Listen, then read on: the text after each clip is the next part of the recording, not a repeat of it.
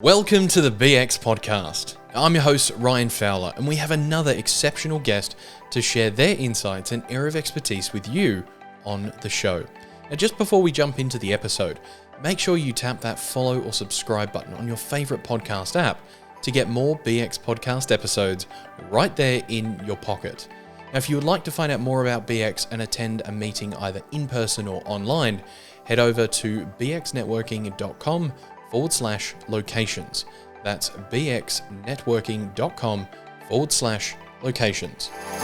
Peter Solway is the Director of Founder Sale Solution. He's an experienced early stage business builder with a core skill set in sales. He's got quite a few achievements under his belt. He's built the first $1 million in revenue for an enterprise software company while hitting 135% of revenue targets, raised early stage investment money and government grants to fund a pre-seed stage startup of around $650,000, and helped multiple founders achieve growth of 3 times revenues within 6 months of working together. Now, that's just a few achievements that he's achieved. I know that there's a lot more, but if we went through all of them, it would be a very long intro. So Pete's priorities is connecting founders with Pete prioritizes connecting founders with the reason why they're in business in the first place, using revenue growth to unlock the flexibility in their business lives. Pete, welcome to the BX Podcast. Thanks, Ryan. It's pretty special to be here. Appreciate you having me along. Well, this is going to be an interesting conversation because I know a little bit of the work that you do from our pre-recording conversation, which is going to really be an insightful look at sales that some people may not have really faced before or heard of before. So before we jump into any of that, I want to get a bit of an insight into your journey, where you started and what was the reason? Why did you get into business for yourself? Business for myself? That's a very broad question because this is not obviously the first business I've been in for myself. My first business I got into actually because I was playing on the junior tennis circuit, trying to work on a pro career and needed some money. So I started a online business to try and fund that. Obviously the tennis didn't work out. You're not seeing me on TV with Kyrgios and all those guys that I grew up playing against. But I found this little business thing that I'd started. It was just an online business selling some accessories and things, and I found it quite enjoyable, this idea of putting the puzzle pieces together, of figuring out, how to create something out of nothing, how to create value, how to make a difference to people. And that's kind of where it all really started. And I went, oh, there's something in this whole building businesses thing. Let's go and explore this and go deeper in this. And I guess it was the start of what has been, I guess a 14, 15-year journey since that point, which has been pretty cool. Oh, wow. Okay. So you got into business so you could fund your pro tennis career and then found a career in business. That's ironically funny, but a great start to your journey. And as you've progressed through those last 14 and 15 years, tell us a little bit about some of the businesses or the main business that you grew through that time in developing a lot of the skill set and the understanding that you've come to now and support people with. Yeah, I think, look, there's two. I've started a few businesses, some that have done not so well, some that have done, reasonably well and all things in between. But I think there's two that have really stood out that made an impact on me and where I've got to today and how I help small business owners with sales at the moment.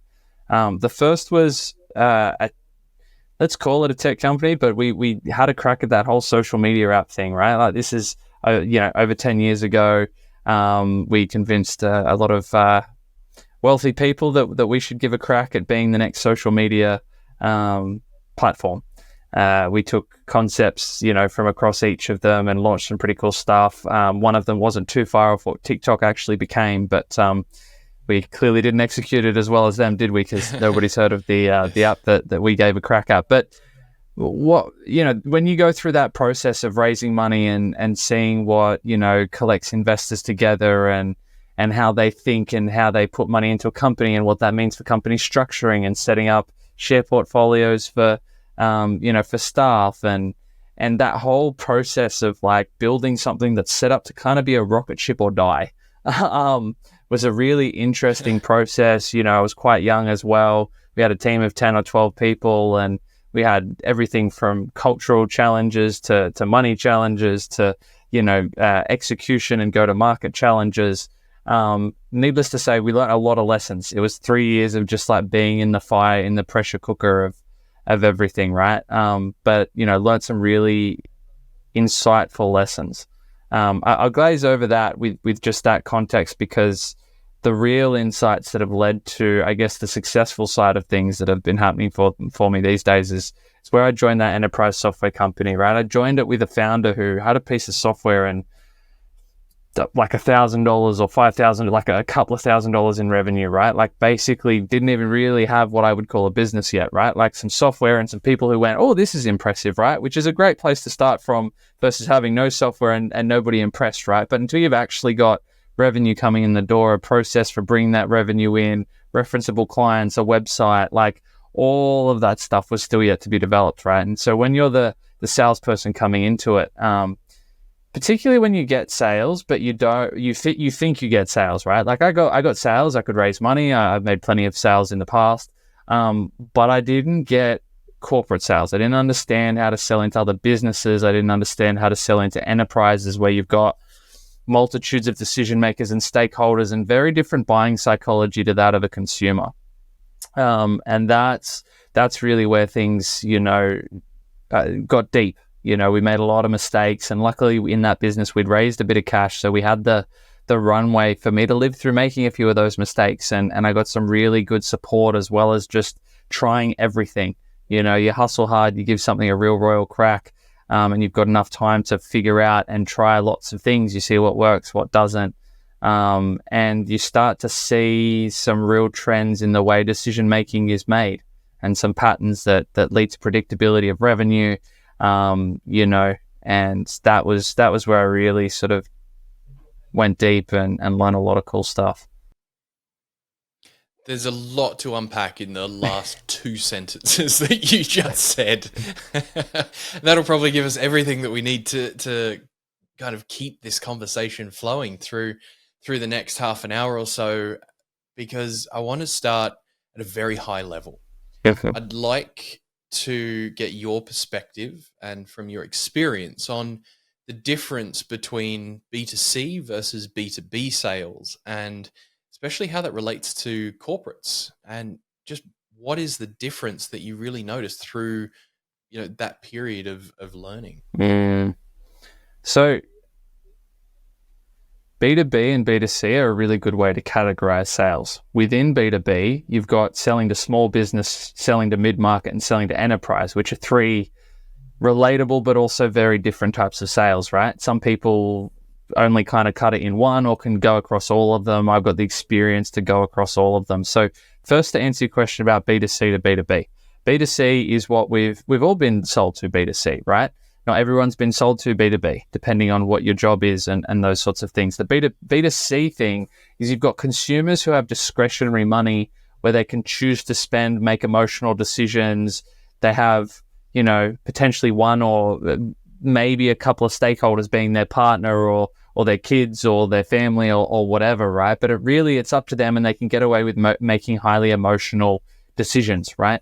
And so when you're looking at things in sales, a lot of the time, they talk about, emotion and rapport being really important things, and they totally are, right? But they definitely come in with a higher level of importance in a consumer sale.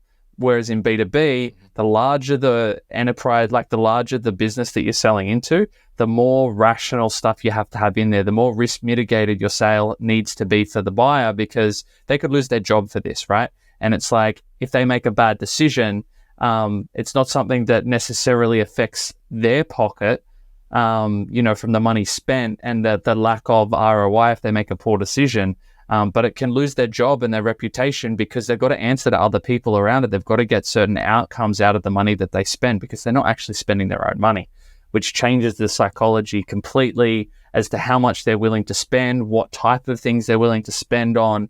And what type of questions? Like, I'll give you a really good example. I had one of my clients who I was coaching, and I said to him, "Oh, you know, have you asked them what their budget is?" He said to me, "Oh, but you can't ask them what their budget is.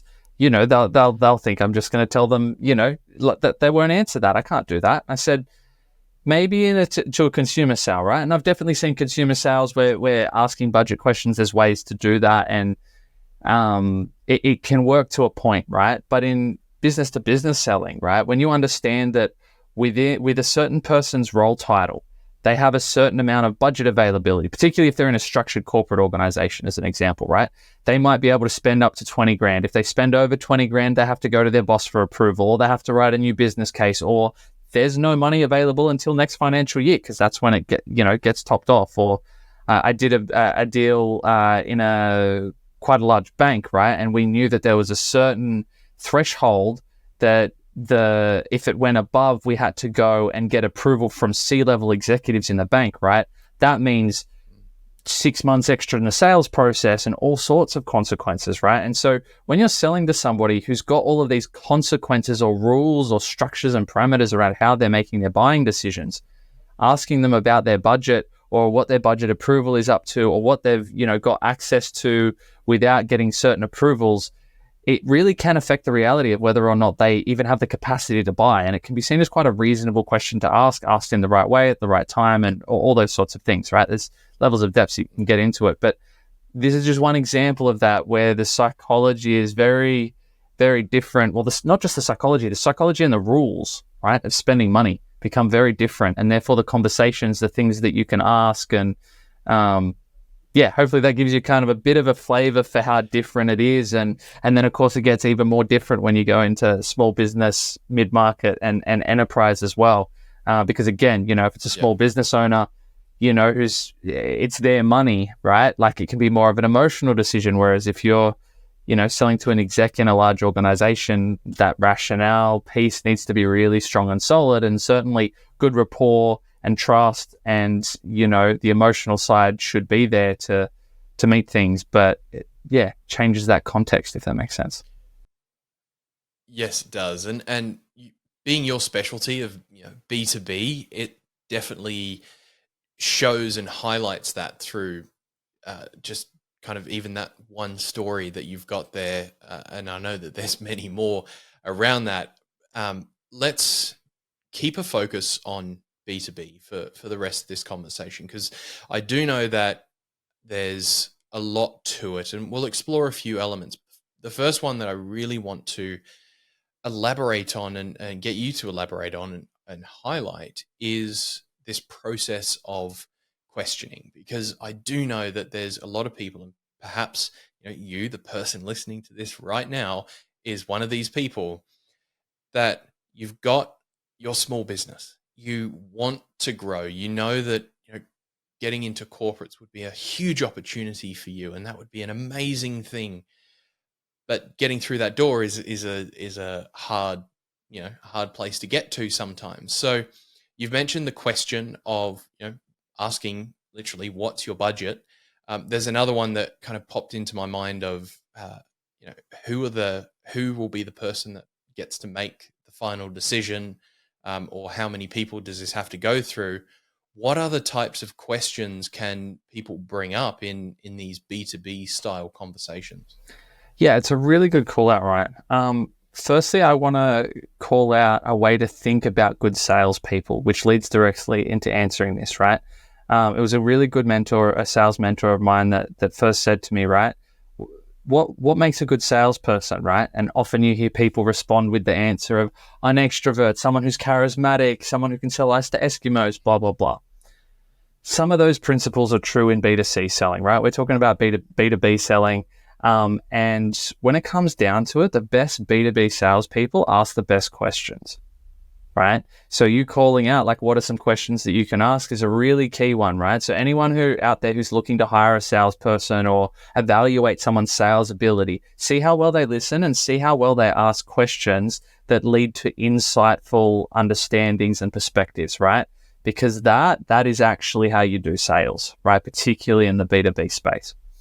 To dovetail into the question that you asked there around what sorts of questions, there's tons depending on the type of sale that you're trying to do. What I would encourage people to think about when they're looking at, well, how do I ask better questions to move sales processes along? What does that look like? I'd encourage you to go and get familiar with a sales methodology. And when I say a sales methodology, I don't mean a sales process as in, you've got a CRM set up and you have your first meeting and then you send them a proposal and then they're pending contract signature and then they're signed, right? That's your sales process in your CRM. A sales methodology is a structure around which types of questions that you ask and therefore how likely someone is to buy. They're almost like qualifying questions to a point, but they also actually help you navigate the sales process. There's lots of them out there depending on what type of sale that you've got, depends on which one makes the most sense. Now, if you're selling to small businesses or small dollar value deals, a really quick and easy sales methodology I can give you can Google it. It's really well known. It's called BANT, right? Budget, which we just spoke about, what is the budget? Authority, what you just spoke about. Who's the actual person that signs it off, right? You might have the budget, but the authority lies with your boss or the owner or whoever, right? Need. Well, that's why you've been having the conversation in the first place. Like, what they want to do, the person who's evaluating whether or not to do business with you, they really need to have a clear business need, something they're trying to solve, a problem that's going on for them that you're solving. What is this problem that you're solving for them? So that's the need. And then T in BANT is for timing. Like, when are they going to do it? So often I hear, founders and salespeople getting on calls and they're getting all excited because someone clearly needs it.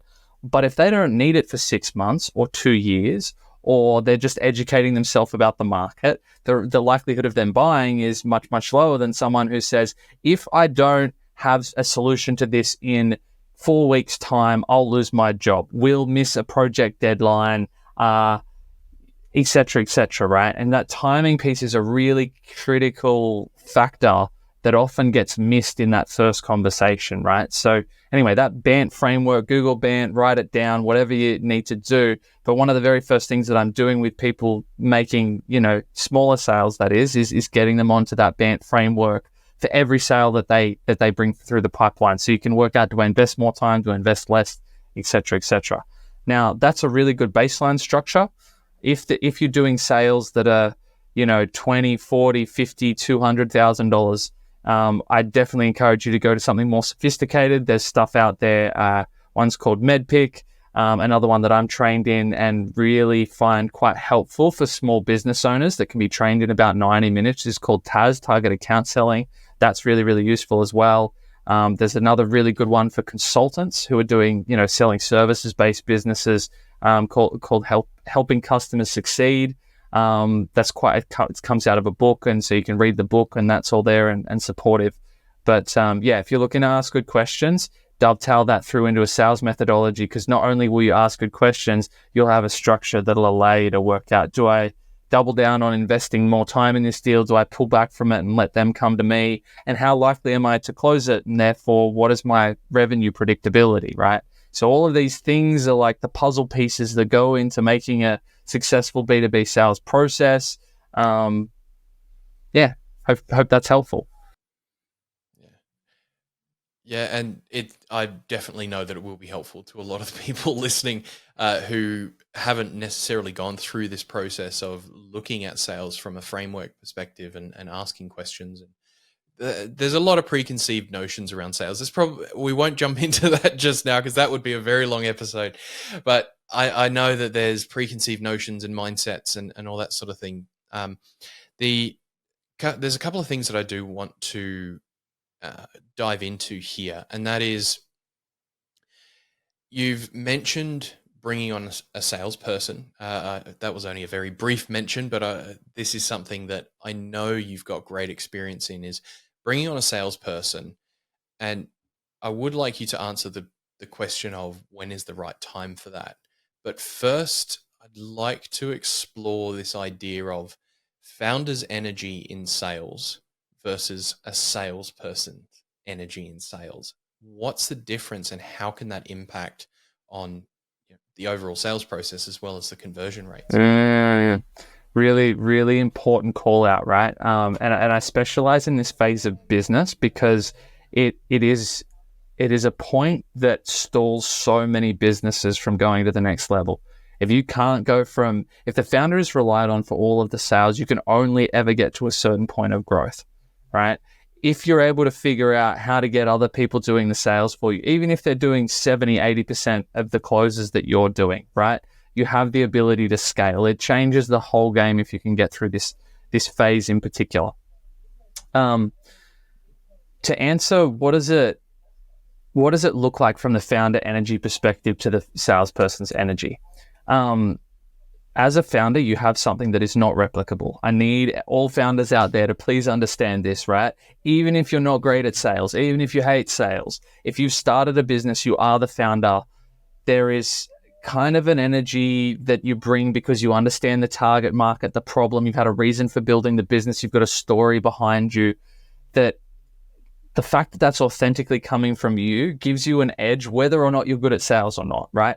All it takes is a half average salesperson with founder background to do better than a lot of sales professionals out there. And I know this might be a little bit of a throw because I've certainly had some founders go, well, but they're sales professionals. Like, I'm not great at sales, so I'll just give them the button and they'll figure out sales, right? And it's like, not really. There's merit to that thinking, and I get why founders come from that perspective, but I think there needs to be more understanding around what are the things that set up a salesperson for success? What foundations do you need to have in place?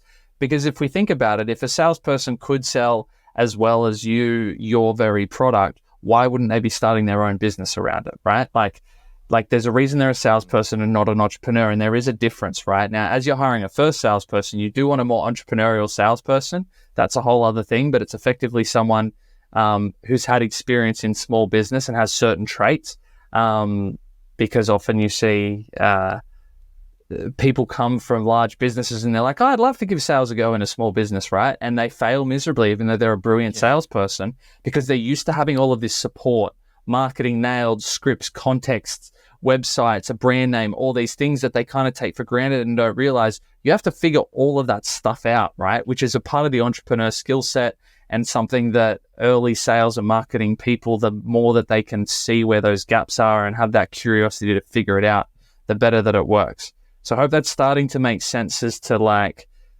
the differences. Where it comes into when is the point to hire that salesperson? The quickest and easiest answer for anybody listening on this is go and check out, there's a website by a specialist sales recruitment company called Justified Talent. They've got a really quick 5-minute free sales hire readiness scorecard, right? It breaks down 4 areas within your sales ecosystem, if you will, with particular numbers and structure that allows you to get insights as to, well, how ready am I to hire a salesperson, right? Because the thing that I've seen happen so much, and I know the guy who actually created this test, right? They've done a study and found that 48% of first sales hires in small business fail, right? Which is devastating because you typically got to pay a decent sized base, and there's commission structures on top of that. And if you spend all the time training and onboarding them and not doing sales yourself, right, have a really big impact on your business. So you don't want to be part of that 48%. You want to understand the inputs that go into that sales hire readiness, function, so that when you do hire a salesperson, the only reason they're not working out is because they're the wrong person, not because you as a founder could have spent an extra month putting some processes in place or getting some advice on some things to set up so that when they do come in, they hit the ground running and actually start getting you that ROI that you are hoping to get out of them. To give you a really quick idea of that structure, you're talking about affordability. So what sort of revenue, cash do you have to have? Typically 3 to 4 months of cash in the bank, for the salesperson to be able to, spend that time before they're paying for themselves and getting ROI. And obviously your sales cycle length affects that. You've then got marketability, which is how well do you understand your target market? Again, much more depth that you can go into that. Systems, right? Have you got a CRM set up? Have you got a sales methodology set up? Do you have leads coming in the door, or are you expecting the salesperson to just figure out how to find leads from scratch, right? And you haven't got that first, 5, 10, 4 sales leads coming in a month that can help them build the momentum and, maybe build their cold outreaches from the insights that come from that. And the fourth area is enabling, right? When you hire a salesperson, you become a sales manager, whether you want to or not, right? The reality is you got a salesperson in your team, and when you're working with a salesperson, you need to have certain structures in place so they know what success looks like, and you need to help support them with their growth, right? Because if you think about it, the nature of a salesperson is they literally have their whole world surrounded by growth. And the type of person that's putting, their working world in this whole construct of growth is probably someone who values growth a lot. And if you're just like, figure it out, don't give them support, aren't helping them go from becoming this, level of salesperson to this level of salesperson, I think you're leaving something on the table that takes away from momentum and will impact the longevity of them staying on and be successful. That's a 2-minute version of what I normally give in a 45-minute presentation around sales hire readiness, but hopefully that starts to give an idea of the sort of things to look into. Like I said, go have a look at the Justified Talent website. It's got a free scorecard on there. I've actually done a webinar with the founder of that, and that's on my website, foundersalessolution.com. So you can go and have a look at that 45-minute masterclass that I ran with him. That's also for free. I know that was a long answer to your question, Ryan, but I hope that's giving some detailed, actionable takeaways for people, Yeah.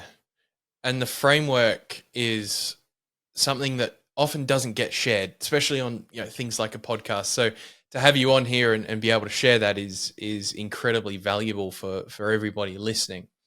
This has brought up a question in my mind of, let's switch from, well, obviously it is because I'm the host having a conversation with you, but the idea of taking this from emotional to logical now and just having a little bit of a ping pong match in the brain, and let's just explore something here that I think is probably a very valid point to explore. This is, if a founder is saying, I'm not very good at sales, and their conversion rate's sitting at like 20%, which not great. The bringing in a salesperson is kind of a external solution, but from an internal perspective, what would the impact of actually improving the founder's relationship with sales and their skills in having those better conversations and increasing that conversion rate? What impact does that then have on the business without having to bring somebody new in if they don't feel ready for it? I love that, Ryan. It almost gives me tingles you talking about that, right? Because I've had this exact situation happen with a couple of founders I've worked with, right? Specifically, I've got two in mind.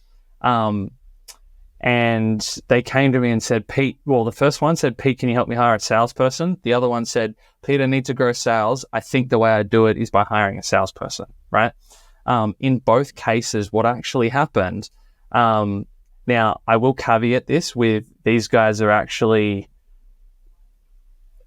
naturally good enough with people, right? They weren't super introverts who really struggled. Like I've got one client, who, just naturally, sales wasn't their, well, I guess extroversion and talking to people, they wasn't their thing, right? And we still went through a process where we worked with him. I might actually really briefly cover off the three circumstances for you, right? So the two founders that I spoke to that wanted to hire salespeople, actually all three of them wanted to hire salespeople, but it happened differently in each scenario. So the two that wanted to, and I said, actually, you guys just don't have backgrounds in sales, right? Like you can talk to people, you're sociable enough, you understand your problem, et cetera, et cetera. Now we work with them on shifting their mindset. I gave them really basic things, because sales can be this big scary thing where it's like, oh, you've got to be a salesperson, or you've got to do all these things that feel icky and gross. And it's like, actually, particularly in the B2B space, when it's really rational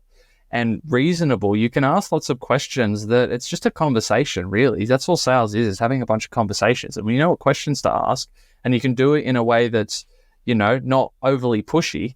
Typically with the right coaching and training, you can become a great salesperson. And in the case of those two business owners, one of them, we tripled his revenues in 6 months, and the other one grew 266% in 12 months, right? So we've almost tripled the business in both cases different time periods, different businesses, right?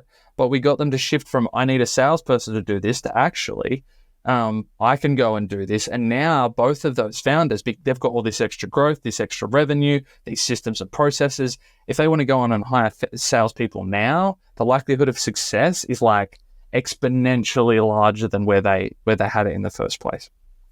Now, to my story about the other founder who came to me and said, I want to hire a salesperson, I pushed back on him because he had some sales, but my sense was he didn't quite have product market fit. And I said, look, even though sales is really uncomfortable for you, being out there, you know, with people like, you know, you've got an academic background, that type of thing. I said, the reality is if you're a founder, it's your job to figure out that initial product market fit. How do we have a conversation that turns into someone going, yes, I'm going to spend money with you to get this type of problem solved in my business, right? And so I kind of almost forced him through that process for a period of time till we'd figured out, right, this is our target market, this is our vertical, this is the problem we're solving. We've got a handful of conversations happening. Now we're okay to hire a salesperson. And in that particular instance, yeah, we were able to bring that salesperson in, and now we're really evolving the pipeline. And it did take a bit longer, but I'd say that's more of an outlier. Most founders we can find, so long as we can shift their mindset into loving sales and committing to it. You only have to commit to it first. The loving a bit comes second, or if it doesn't, all good.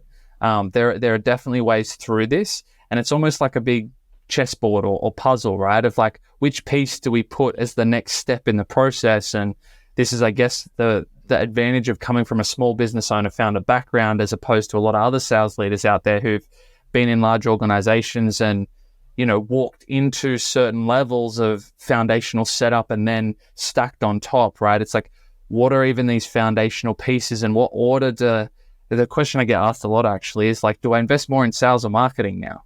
Right? And it's like, well, it might be sales, it might be marketing. In B2B sales, it's typically sales first, fueled by marketing as fuel on the fire. In the B2C world, it's more the other way around, kind of because of the dollar value on the sales, right? If someone's buying something for $200, you don't have the margin to pay a salesperson. You need marketing system and process. But if you're selling B2B and you got $20,000 ticket on the price, they want to have a conversation with someone.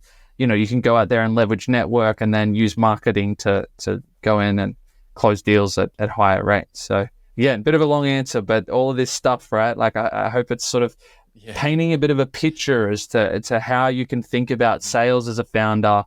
And just on the mindset thing, I'm going to keep going for just one little moment, because I want to share, like, it totally is possible to make good sales, be a good person, and make really good revenue out of it, right? And actually enjoy it. It is a possibility. I know a lot of you listening will be like, no, sales, icky, gross. That's because you're thinking of like those people who cold call you, have no context and have done no research into who you are, what problems you have. Everybody loves buying stuff. Like, how popular is it going to the shops and having a shopping day or a splurge or whatever, right? It feels good. You like buying stuff, right? You like buying stuff that you want, right? If people are pitching you stuff that you don't want or that sort of thing, they should just be walking away and leaving you alone, right? That's what gets salespeople a bad rep. But if you start only having conversations where you've done the targeting and the research behind it, sales can become this fun, interesting conversation where you're basically a problem solver for people. Anyway, like you said, that could be a whole other you find podcast a lot of fun on things. Yeah. And you can actually, like, from my experience, you can find a lot of fun in it. And the conversations that I have with people within my own business it's actually quite joyful, because it kind of becomes almost a creative collaborative session of, they then start to sell themselves into, you know, this vision of what we've created. And it's an interesting way to approach it. But when you understand that, you know, modality of questioning it and the adaptive mindset of it, it's pretty phenomenal. Pete, I think that's probably a really good spot for us to wrap up here, because you've shared so much already, and we've just flown through the time. I've thoroughly enjoyed our conversation.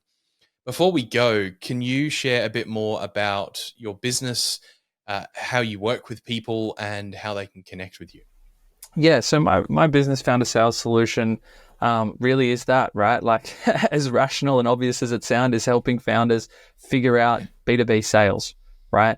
Now, whether that's working with coaching a founder to apply, like I talked about a lot of stuff on this call, right? And if you've got a sales background, you're able to take that and execute it and get great results.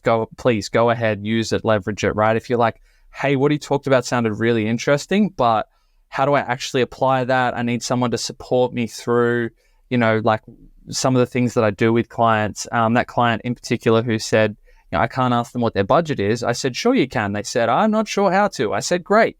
Let me hop on a call with you. So I hopped on their next sales call with them, and I asked the question for them in the meeting. They saw how I asked it, when I asked it, and then they were able to take that insight on the next call. I hopped on the call with them, but they asked the question. I gave them coaching on that, right? Then the next call, they nailed it. I didn't need to join them anymore for asking that question. They'd fully embodied that approach to sales, right? And so if you're looking at someone who's willing to get in the trenches with you, that sort of support is what I offer for founders from a coaching perspective, but then also through to a strategy point of view. And so, like how do you build the revenue function of your business? You're doing $500,000 and you're like, I want to get to $1 million, but I've been stuck at $500,000 for 3 years. I've just actually started working with a client in that exact scenario, right? And I'm like, here are the dials you want to move, but more importantly, what order you want to move those dials in, right? Like that strategy behind the order that you move which dials in, and then actually helping you with moving those dials. Maybe that's hiring a salesperson. Maybe it's putting that off, right? It's those puzzle pieces. How do you put that all together to build your revenue growth strategy? Yeah, that's what I do. I love to work with founders on it because it's super exciting, makes a big impact to them, and not only changes their revenue number, but you mentioned it right at the beginning. Something that's really important to me is connecting founders with why they're in business in the first place, right? One of my clients said to me, yes, I want to get to this level of revenue, but I want to go from 5 days a week in the business to 2 and spend 3 days working on tech and AI. Great, we'll grow you a little bit slower, but we'll get that as part of our core strategy. So you get to do why you're in the business in the first place, right? And we're halfway through his growth milestone, and he's got his 3 days a week on the AI stuff, right? Like, love that.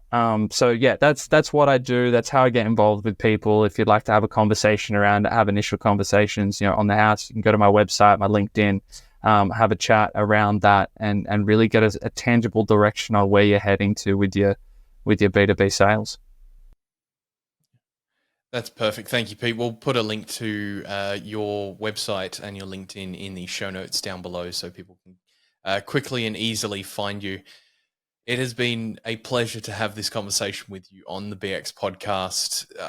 I really appreciate you sharing your insights, your experience, the stories that I know people can connect with and see that there's the potential and the opportunity to connect with the people they want to and do that in a way that feels authentic to them. So Pete, thank you so much for being on the podcast.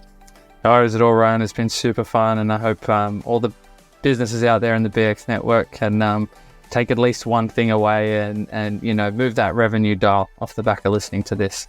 Make sure you put it into action, guys. Appreciate your time, Ryan. That wraps it up for today's episode of the BX podcast. You can get more of the show by simply tapping the follow or subscribe button on your favorite podcast app. To join us at a live and in-person or online event, head over to bxnetworking.com/locations. That's bxnetworking.com/locations to find a meeting near you. We look forward to talking to you next time on the BX podcast.